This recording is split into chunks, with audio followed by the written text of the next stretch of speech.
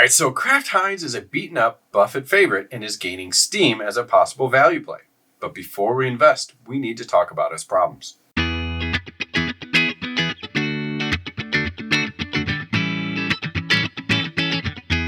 What's up, my Milk Money millionaires? I'm Joshua. Welcome to my channel where we learn to make our money, make more money. And one of my favorite strategies to do that is to buy quality dividend companies while they're beaten up, so you can add some rebound capital appreciation to your investment while you hold long term for income. Today, I'm going to talk about whether or not Kraft Heinz fits that bill. But first, a reminder that I'm not a financial advisor, so do your own due diligence and invest at your own risk. And to get more videos like this and to make my day, please like and subscribe. So is Kraft Heinz a deep value home run or a value trap? Could Buffett and Michael Burry be wrong? Seeing those big names behind Kraft Heinz gives investors a lot of confidence.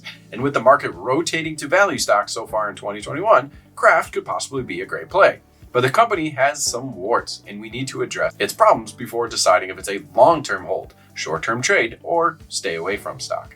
So in this video, I'll talk a little bit about what went wrong, what's still wrong, and what could go wrong, or maybe even right, and then what I'm deciding to do with Kraft Heinz stock. So let's get into it. So how did America's favorite mac and cheese company lose its way? How could a blue chip, safe consumer staple stock crash so hard in price? It all started with mismanagement by 3G Capital in an expensive merger of Kraft and Heinz. In 2013, Buffett and Brazilian private equity firm 3G partnered to buy Heinz. 3G Capital, known for its aggressive cost-cutting and roll-up strategy, where they merged smaller brands together to try to take advantage of economies of scale. They began unsuccessfully using the strategy to grow Heinz's bottom line. And then in 2015, they decided to merge with Kraft to create North America's third largest food manufacturer. To pay for the merger costs, they doubled down on aggressive cost cutting and made some big mistakes, as Kraft Heinz hasn't been the same since. They laid off thousands of experienced employees and traded many of their older, more experienced executives for younger, cheaper, and much less experienced ones. Meanwhile, they loaded up on debt.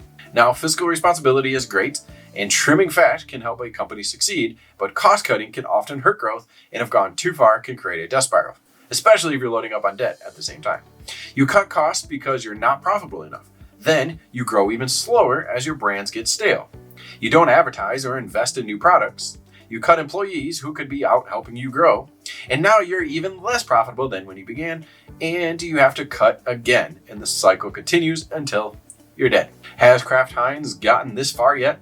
I'm not sure, but their brands have definitely suffered, with analysts saying many of their meat and cheese offerings, for instance, are fully commoditized, meaning that nobody's willing to pay any more for them.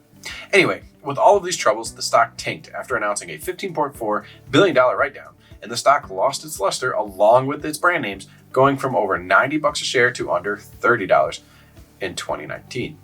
Looking at the chart, you can see it's broken out of its resistance and looks like it broke through a giant bottoming reverse head and shoulders formation. So technically speaking, it looks like it's bottomed and has a chance to run. Is there any good news to support these charts? The biggest boon to Kraft Heinz has been that during COVID, while people were eating out less, they were able to have a spike in sales with more stay-at-home dining. Hopefully, this helped kickstart some momentum for this turnaround. In 2019, Kraft Heinz decided to make some changes and hopefully start turning things around. They hired a new, experienced CEO, Miguel Patricio from InBev, who helped grow Budweiser and Stella Artois brands particularly. And Kraft Heinz hopes that he can have similar success in growing their brands. Kraft is getting back to investing in R&D and improving marketing of its strong brands while divesting weaker ones so it can focus on its core products. The new focus is on growing earnings through growing sales versus cost cutting, and KHC has increased marketing by 30%. So hopefully those ads pay off.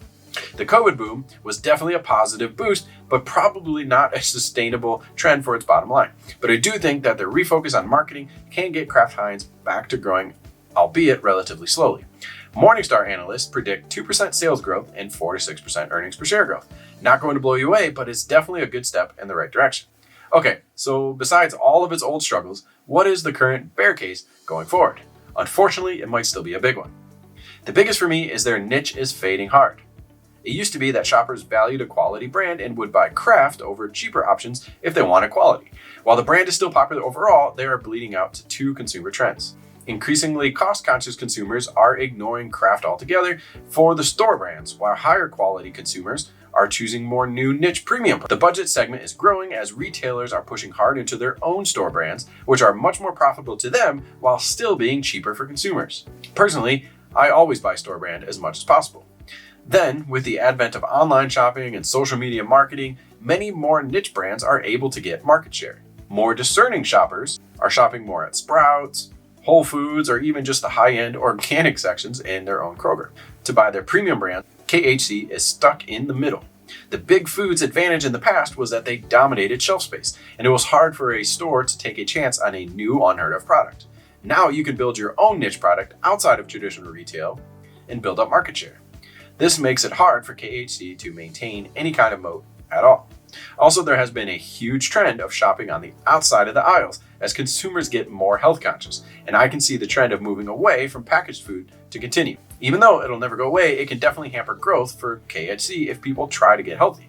Selling off Planters, for instance, might have been necessary to help clean up balance sheets, so maybe that's a good thing, but it's still a loss of a major brand asset. Lastly, their pricing power has diminished with many of their lines being commoditized, like mentioned previously, as no one cares what brand of cheese they buy nowadays, and inflation could hurt Kraft Heinz's margins even more than other brands, as rising prices might lead to more store brand adoption or adoption of cheaper brands and further move away from Kraft Heinz higher prices. Okay, so it sounds kind of dire for Kraft Heinz still. What is the bull case? Quite frankly, the bull case might just simply be that it fell so hard and that now is a safe entry, technically speaking. It might be safer to take a chance that they turn stuff around.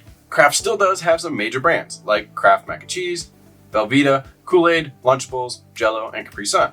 And so I think they've got enough capital and goodwill to survive and have decent sales. Right now, we don't know if they're going to execute on their brand building, but if they do recover some of that love for their big names while maybe creating a few new health conscious, organic, or just generically or any other popular staple items, they can slowly, steadily grow again. If they improve their brands, then they are a strong turnaround play. Unfortunately, that is still unproven, so we can't load up long-term now and conclude that we're going to win. However, the fact that they were so beaten up and so low, and they are still undervalued, with Morningstar giving them a fair value of $49. They aren't that risky at this price, and even a slight to modest turnaround can be a huge boost for the stock. And then, if they execute well and begin growing again, they would be a good long-term dividend hold, with their current yield being over 4%. So how am I playing this stock? Currently, this is a date but not marry stock unless it gets its act together. I think the charts look great, and with the rotation of value, that at the very least we have a short-term turnaround play with any mild improvement in the company leading to large positivity for the stock.